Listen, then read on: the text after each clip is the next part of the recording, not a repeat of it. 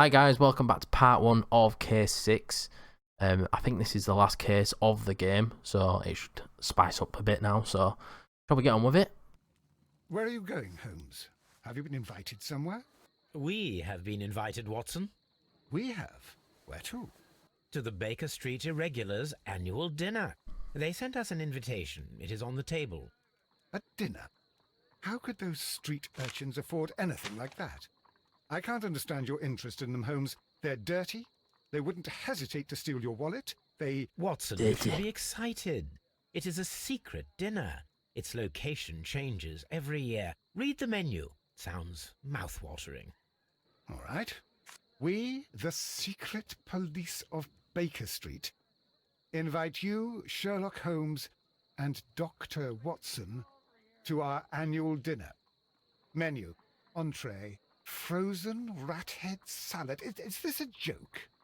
Not at all. Pray continue. Main course, sow's udder in Danny Nutcracker's way. Sounds disgusting, Holmes. Hedgehog goulash. Street turnips in homemade juice. And it goes on. I can hear them on the stairs now. Oh, we can't go there. We can't eat that. Watson, you'll hurt the feelings of those poor children. We have to go. Here they are. Holmes. It is fine, Mrs. Hudson. Mr. Holmes. Wiggins, Dr. Watson is getting ready. He will be delighted to join us. You don't look well, my young man. Is there something wrong? Don't tell me the dinner is cancelled. Mr. Holmes, it's my brother Leighton. He's in a prison cell.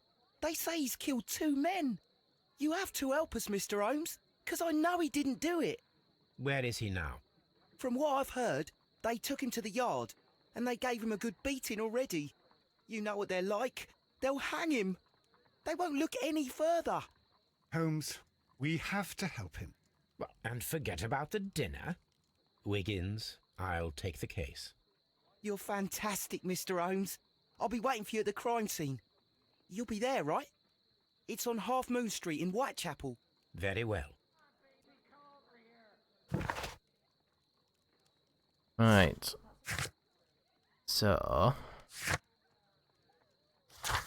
there's been 2 killings by supposedly his brother at Half Moon Street.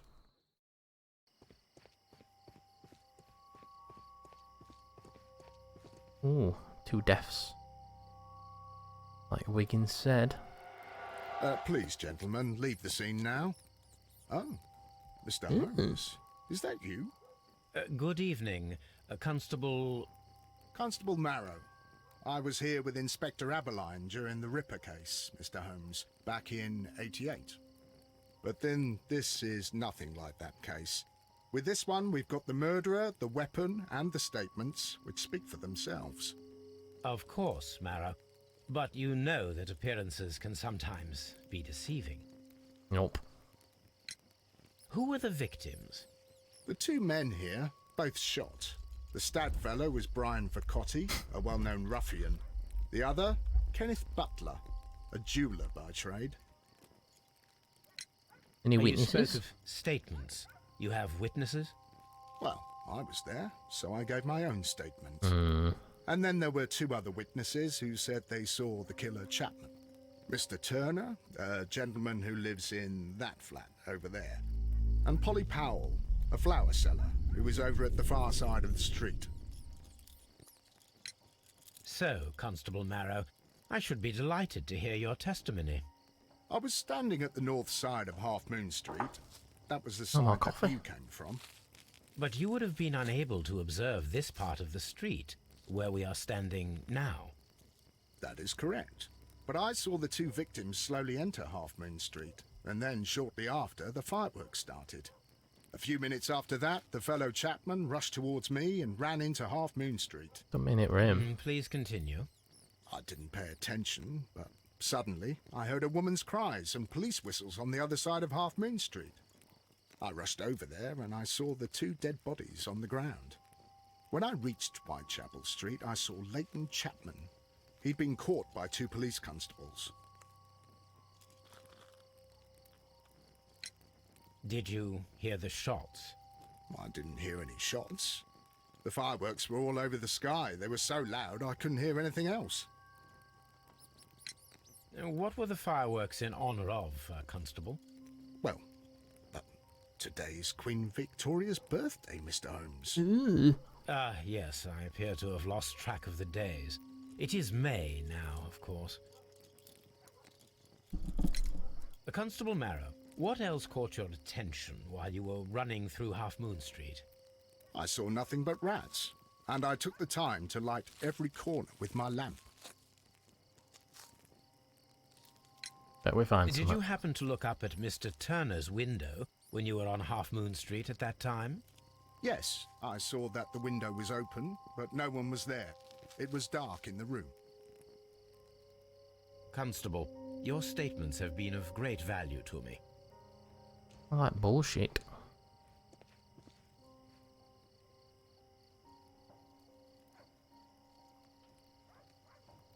A tattoo from Westgate Prison. The Cotty must have done some time there.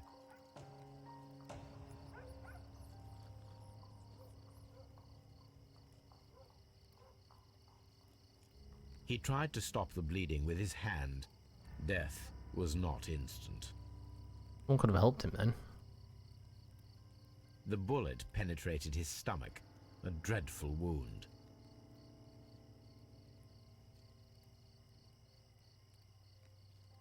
His head. Brian Vercotti suffered greatly. What a terrible way to die. Where's the other one? Kenneth Butler.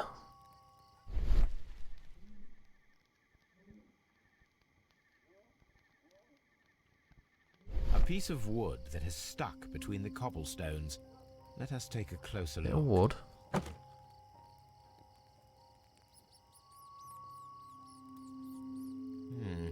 This shard of wood is quite new. In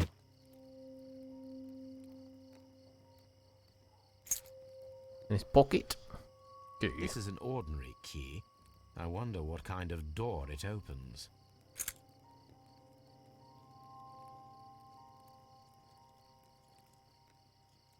The bullet struck his head. This man didn't stand a chance.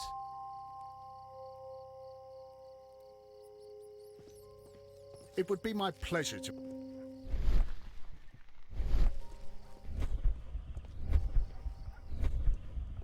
No, I don't need that. This guy, Ryan Turner. Good evening, Mr. Turner. I heard Constable Marrow reply to you as Mr. Holmes. Are you that detective gentleman? No. I've heard of you.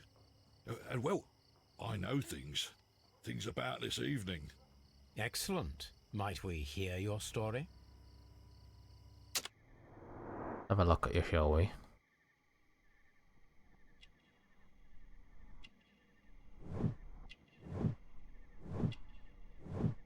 War veteran. I've been paid off. It was someone.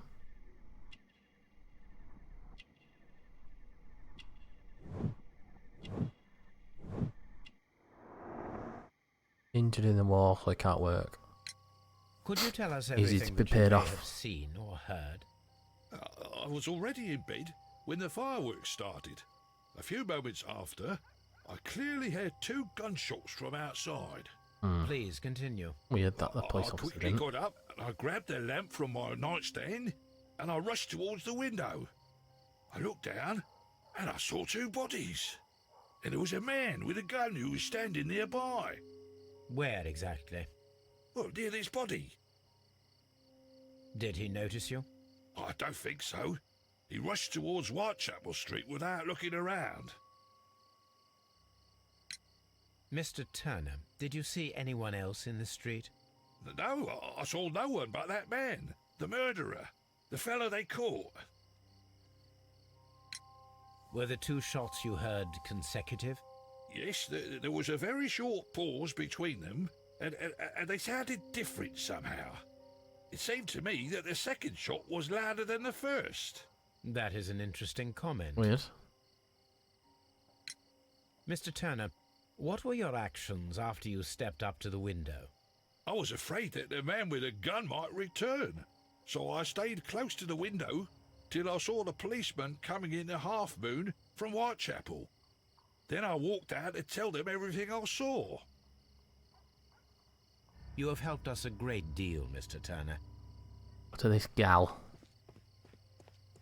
Doo-doo-doo.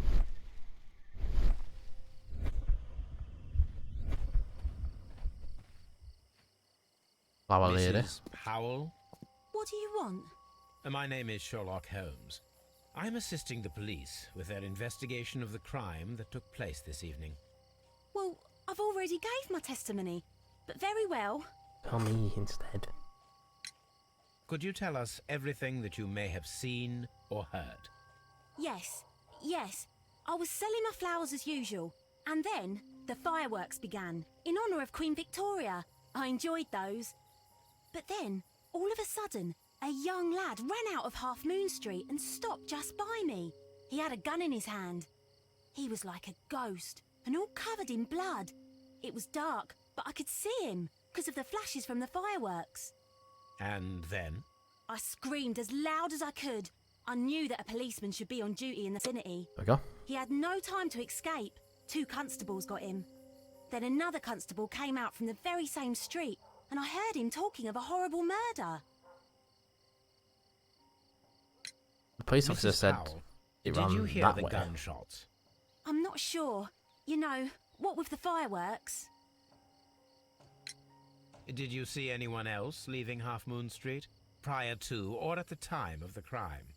No, sir, I did not. Even with all the fireworks, I was very attentive, as I'm always on the lookout for customers. See anyone else?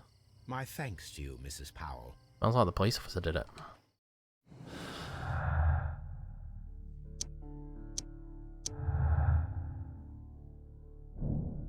The Turner stated that he remained at the window of his flat until the police arrived.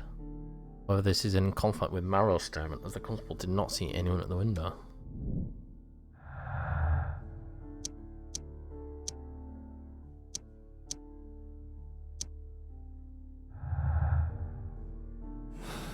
Conflicting statements. I suppose that I shall have to move my stool now.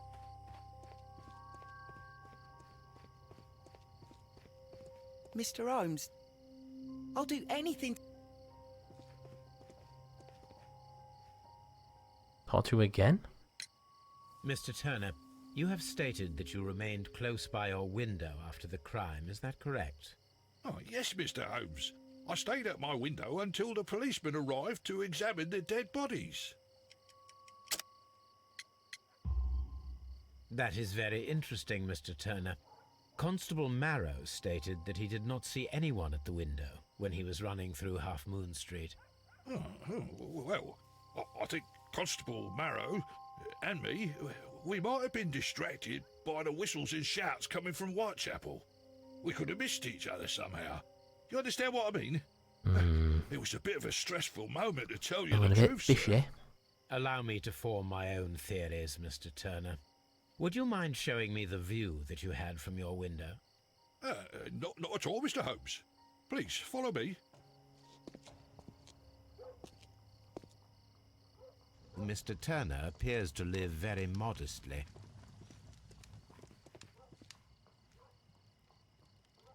This kitchen knife is quite sharp.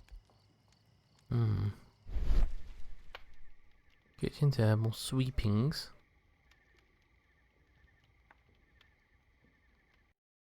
Oh.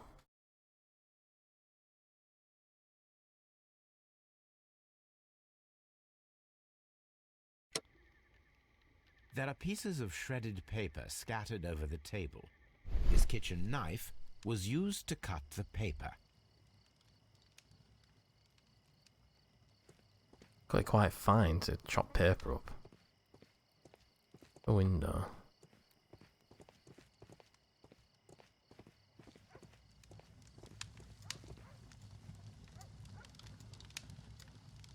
Not on.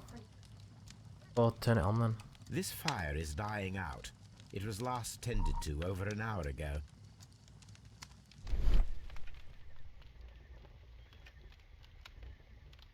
Burnt paper. Ooh. The papers are almost entirely burned. I am unable to see what's written here. Bastard. These words are illegible. The papers were thrown into the fire just a short while ago. When the murders happened. I could just let me walk about. The books on this shelf are in a mess. It looks as though Mr. Turner was trying to find something in a hurry here a short while ago. A perfect match. So, Mr. Turner broke his stick when it became stuck between the cobblestones. He did not mention that he was so near to the victims. Naughty, naughty.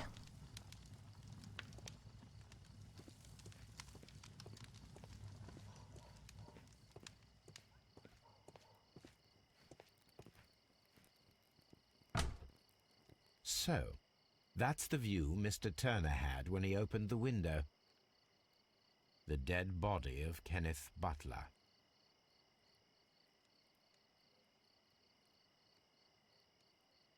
Brian Vercotti's contorted corpse. Mr. Turner had a perfect view of the crime scene. He saw the bodies clearly, and Leighton Chapman standing over them. Unless the Bobby paid him off. Mr. Turner was roused from his bed by the sound of gunshots.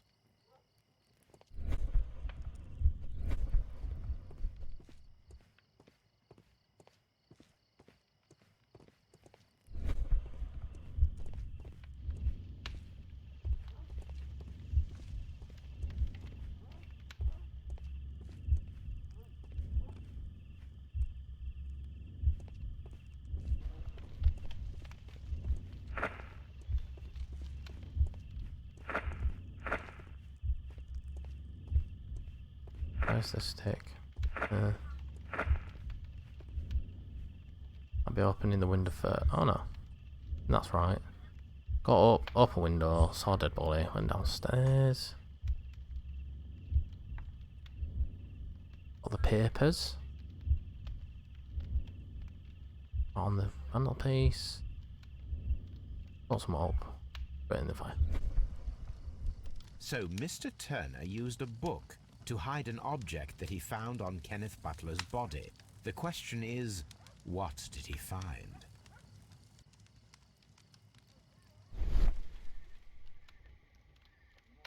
Prints. I can see prints from greasy fingers upon the cover of this book. Let us take a closer look. It were money. Well now, what a find! A precious jewel, concealed inside a book. A bracelet with a unique ram's head design, a distinctive feature of ancient Grecian artifacts, probably of the Hellenistic era. Ooh. You. Mr. Turner, how would it be possible for a man of advanced years, such as yourself, to rush from his bed to the window in a matter of seconds, as you have stated? Well, I'm able to move very quickly, despite my age. And when the situation requires it, Mr. Holmes. No, you're limp. I Says highly otherwise. doubt that, Mr. Turner. I observe that you suffer a severe limp due to your injured right leg. It would have taken at least 10 seconds for you to approach the window. That means you could have easily missed something or someone in Half Moon Street during that time. You're right, Mr. Holmes. I could have missed something. But it did seem to me that everything happened so quickly. Oh, time can pull tricks on you. And I'll what tell of you that everything whole else truth. that you told us? Mr. Turner, it is vital that we have your complete and true statement. Mr. Holmes, I do assure you that the other things I said were most sincere. What you didn't say. Mr. Turner, you were not sincere with me. Not then and not now. But Mr. Holmes... This, Mr. Turner, does not look like anything that a poor man might possess. It is worth more than the home that you live in. I can explain. No, merely correct me if I am wrong. You saw Leighton Chapman through the window, but you also noticed a glittering object on the ground, this precious jewel. You walked down and took the bracelet from the body of Kenneth Butler, and when you heard the whistles, you hurried away. That broke your walking stick. It caught fast between the cobbles. Constable Marrow was unable to see you in the window as you were climbing up the stairs on your way back to your flat. Upon returning home, you hid the precious jewel inside a book. Mr. Holmes, please don't send me to prison. I didn't do anything bad. I'm just a poor man. When I chanced You upon robbed the him. bracelet, I saw it as an opportunity to make a little money. I was desperate. I only took the bracelet, that's all, I swear. You made a mistake by lying to me. But you are not a criminal. I believe that. Although I must return this bracelet to its rightful owner. I'm always wondering. Still there? Aye. Search the archives for this bracelet. That is... Dynastic Treasures Collection.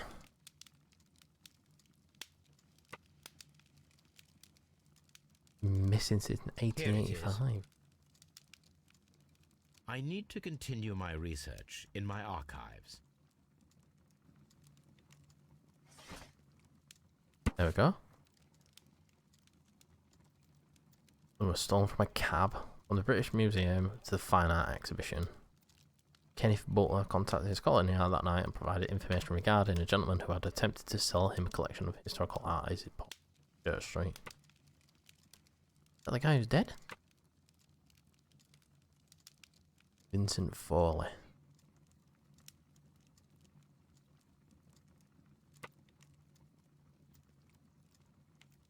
Here it is. One of the victims, Kenneth Butler, was involved in the story of the stolen Hellenistic treasures. A visit to his pawn shop should tell me more.